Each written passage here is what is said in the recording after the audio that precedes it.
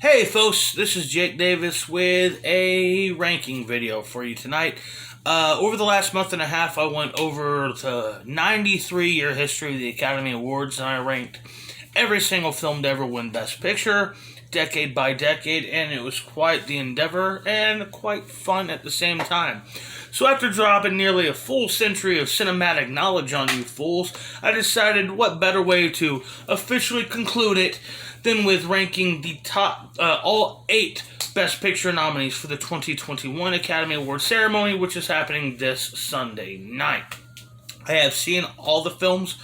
I'm going to put all these videos, all 9 videos of the ranking decade by decade in a playlist, as well as this one, and my reviews for all the individual reviews for these 8 movies, all in the same playlist, in case you want to binge watch, which I'm sure you won't. But I'll do that. Fuck it. Anyhow, let's get right into it. I do want to say that officially I'm rooting for Promising Young Woman to win Best Picture because it's the only one to follow the rules, and it's come to the point where I feel like the fucking John Goodman meme. Am I the only one here that gives a fuck about the rules anymore? Yeah, it was the only movie to be released theatrically, commercially, and domestically as well, and inside the calendar year of 2020. As far as I'm concerned, it's the only movie nominated for Best Picture that should even fucking count. Moving on.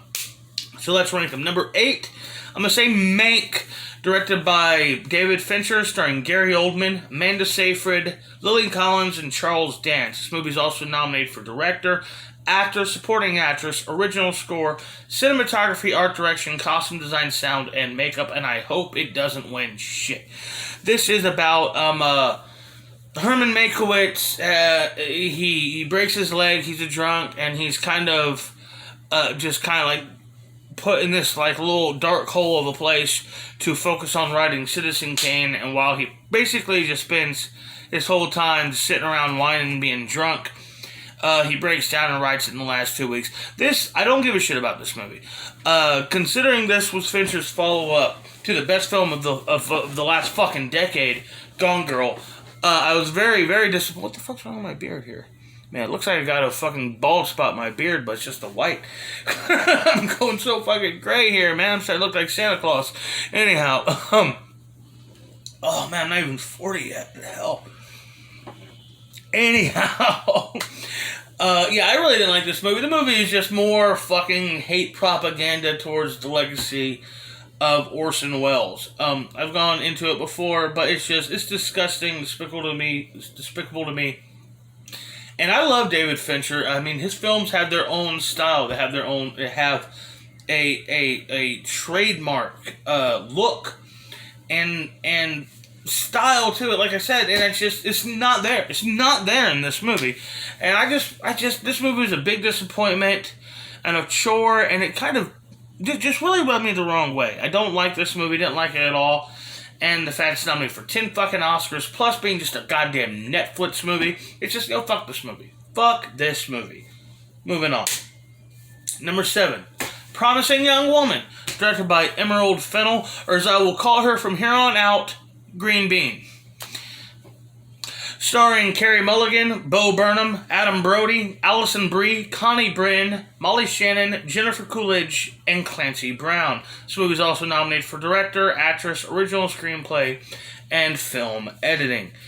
This is the story of a woman who is avenging the rape and suicide of a dear friend from medical school by tricking nice guys into taking her drunk, sloppy ass back from the club to their house, where they definitely attempt to rape her, where she snaps out of it, shames them, and leaves? Big fucking spoiler, somebody kills her in the end. The whole movie I'm going like, how is nobody... This is an incredibly stupid and dangerous thing this woman is doing. Don't do this. Do not do this. Do not do this. Do not tempt and fuck with violent criminal people, because it will get you fucking killed. It will. Trust me. It's just... And just what a shocker, she gets killed at the end. It's like, it's so fucking stupid. I just did not like this movie. And there are far, far better films that deal with vengeful women dealing with rape and, the post-life of rape and how society just kind of, washes over them and don't take them seriously. I mean, lots of fuckers get away with rape. It's horrible. It's a difficult crime to prove because a lot of physical evidence is gone. But it is taken very, very seriously in this country. They used to fucking hang men over that in this country, and I kind of feel like they should go back to doing that, to be honest with you.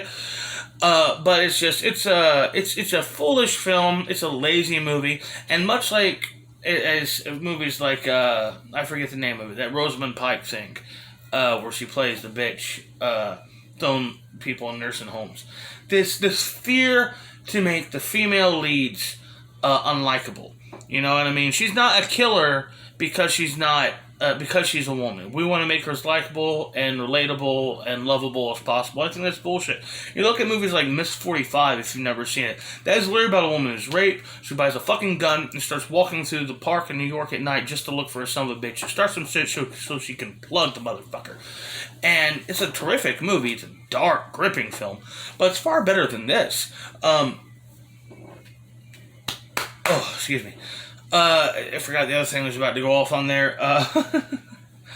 But it's like, yeah, they don't want to make these characters, they're afraid to make these characters likable. I'm not saying every lead character has to be loved or even dark and tragic, but I love movies like The Godfather, Goodfellas, The Wolf of Wall Street, but Michael Corleone, Henry Hill, and Jordan Belfort are pieces of shit. And that doesn't stop me from loving this movie, it's about the story. And I think they sacrificed story for the sake of having a likable character, and it hurts everything. I think it just tanks the whole project, in my opinion. However, it is sitting pretty right now as being the most successful financially movie nominated for Best Picture, having made $6 million. Yeah. Next, number 6. Sound of Metal, directed by Darius Martyr, starring Riz Ahmed, Olivia Cook, and Paul Raci. This movie or Rossi, however it's pronounced. This movie was also nominated for Actor, Supporting Actor, Original Screenplay, Film Editing, and Sound. This is the story of a drummer coping with his inevitable deafness and desperately taking every possible avenue to avoid losing his hearing. It is a good movie. It is a good movie about the inevitability of just really inevitability, period. Once, whether it be death or age or anything like that, it deals with these things you just can't put off, you can't hide or run from, and it's good in that way. I just felt that, I'm glad Riz Ahmed tried to do a more controlled, focused performance, more than trying to go over, because there was a lot of opportunity for him to just be doing way too much in this movie. He could have really gone way over the top in this, but he didn't. I don't think he's great, but I do think he was good in this. I'm not 100% behind him being nominated for the Oscar, but it's just, it's more of a charisma thing. I think he lacks that leading man star power, But a lot of guys really lack that, to be honest, but still get nominated for Best Actor all the time. Jesse Eisenberg's a good example. I like Jesse Eisenberg, but I've never gone to see a movie because Jesse Eisenberg was in it, you know what I mean? And I think Riz Ahmed's one of those guys too. He's not a bad actor, but he's not a draw. And I didn't even mention this in my review for the film, but I didn't even mention Paul Raci. This is just the kind of veteran actor that you would love to see get finally nominated for an actor. He doesn't come off like this actor you've seen playing. He really feels like just this regular guy who does this actual thing for a living, helping people dealing with their disabilities. And it comes off so natural and realistic. I'm actually kind of rooting for him to win Best Actor, Best Supporting Actor, even though I don't think he's going to win. Because that brings me to number 5, Judas and the Black Messiah, directed by Shaka King, starring Daniel Kaluuya, Lakeith Stanfield, Jesse Plemons, Dominique Fishback, Lil Rel Howery, and Martin Sheen. This movie is also nominated for Supporting Actor, 2 nominations for that. Original song, original screenplay, and cinematography. Currently sitting at $5 million at the U.S. box office. At least it came out in theaters in February. This February. But this is the story of the betrayal and assassination of Freddie Hampton, who was one of the leaders of the Black Party in 1967, I believe. It's a good movie. It's a good movie, but I really feel that it's just there's nothing cinematically that hadn't been done by Scorsese or the Hughes brothers or anyone else has really captured or gone after this era of crime or American history or American violence. It just didn't feel fresh to me, and I mean, there's no getting over. I will be shocked if Kaluuya does not win Best Supporting Actor for this. Very charismatic performance, a very iconic individual. He's going to win. He is going to win. And if he doesn't win, like I said, it'll be a jaw dropper. And he's good in it. Lakeith Stanfield's the fucking star of the movie. Should be nominated for Best Actor. But yeah, it's a good movie. It's a strong movie. It's a very fast-paced movie.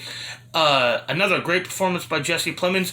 My only real complaint for this film, I guess, would really be I don't like the mustache twirling style of the villains. You know, it's like I've said this before. When you remove all humanity from your villain, they just come off looking like these cartoon characters, and they're not realistic and not digestible, and it feels forced, like you're forcing emotion instead of trying to show me something. You know what I mean? It's just, I don't like it. I just don't like that approach.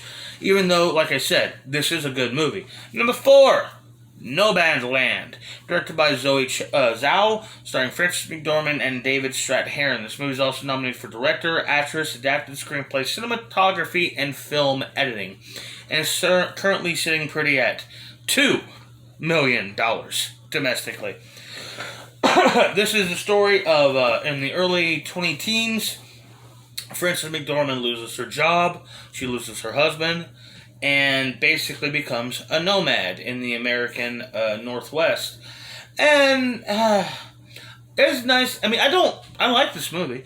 It is wonderful photography. I did not ever need to see Frances McDormand naked.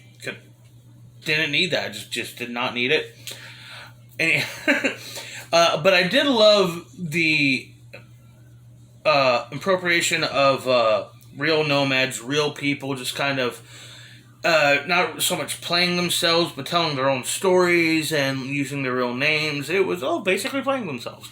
And it was just I liked that very interesting approach, and it's a good movie. I liked the kind of an embracement of grossness to it, too, to a degree. And more than anything else, what stood out to me, there's a scene where, hey, here's some puke, here's some diarrhea, here's somebody taking a piss. Just did not hide from nastiness in this. I kind of liked that, but it's nothing I ever need to see again. Number 3, The Father, directed by Florian Zeller, starring Anthony Hopkins, Olivia Colman, Rebecca Hall, Imogen Poots, and Rufus Sewell. This movie is also nominated for actor, supporting actress, adapted screenplay, art direction, and film editing, and it is damn sure cleaning up with a full $1.5 million at the box office. God damn, these are successful movies that got nominated this year, isn't it? Have you seen The Father? No, you have not seen The Father. Of course you haven't seen The Father. It's a good movie. This story is basically the perspective of a man with Alzheimer's disease trying to maintain his grip on what little reality he has left while he's trying to also put together what is really happening to him. Great performance, great art direction. Glad the art direction is nominated for this, for is definitely deserving. One of the powerful performances from Anthony Hopkins, who I've said before I think is usually an over-actor. Even though I like him. It's a good movie. It's a really good movie. It's really powerful, very moving. It's just heart-wrenching. Kalima! Tear that fucker out like that, man. But it's just, yeah, it's, again, a movie I never, ever have to see again. Just too sad. Too goddamn sad. I mean, Magnolia is a sad movie too, and it's 3 hours long, but better than that. Number 2, Minari, directed by Lee Isaac Chung, starring Stephen Yeun, Yeri Han, I think it's pronounced that way, Will Patton, Alan S. Kim, Noel Chow, and Yoon Yo Jung.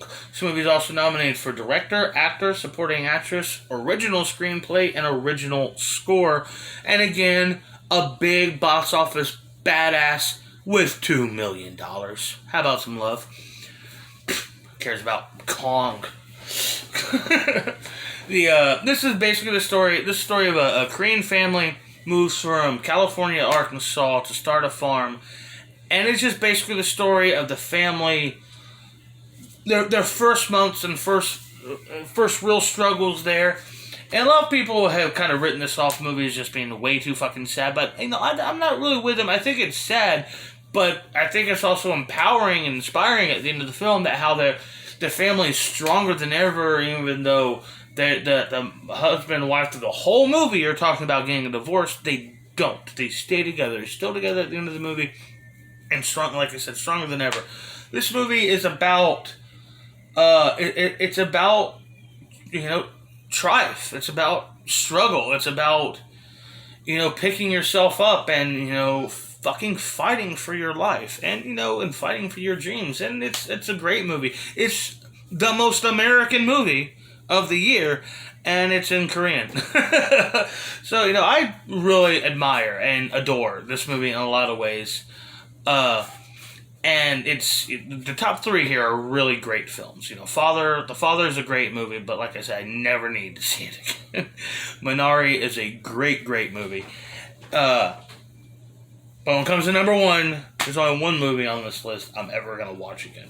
My number 1, the movie that should win Best Picture, is The Trial of the Chicago 7, directed by Aaron Sorkin, starring Sacha Baron Cohen, Mark Rylance, Eddie Redmayne, Joseph Gordon-Levitt, Frank Langella, Jeremy Strong, Yaga Abdul-Mateen II, John Carroll Lynch, Kelvin Harrison Jr., and Michael Keaton. This is a story of 8 men were put on trial in Chicago in the late 1960s for supposedly inciting a riot, which they totally incited. And it was a kangaroo court. It was a political show. It was a TV show. There's things going on in this country literally today that are not much different than what this is. This is a great movie. It's very fun, very fast-paced, great characters, great performances. I like the whole ensemble. It was terrific. I've already seen it 2, maybe 3 times already, and I'm gonna see it again. It's the only rewatchable movie nominated for Best Picture this year, in my opinion. Terrific film, a great time at the movies, and I just had a blast with this movie. Totally ruling for it for Best Picture, even though the fact that, 99% of the cast are all straight white guys, yeah, it's not going to win. It's not going to win. Anyhow, I hope y'all enjoyed this video. Please like, share, comment, and subscribe if you want to. I'm Jake Davis, and I'll catch you on the fly.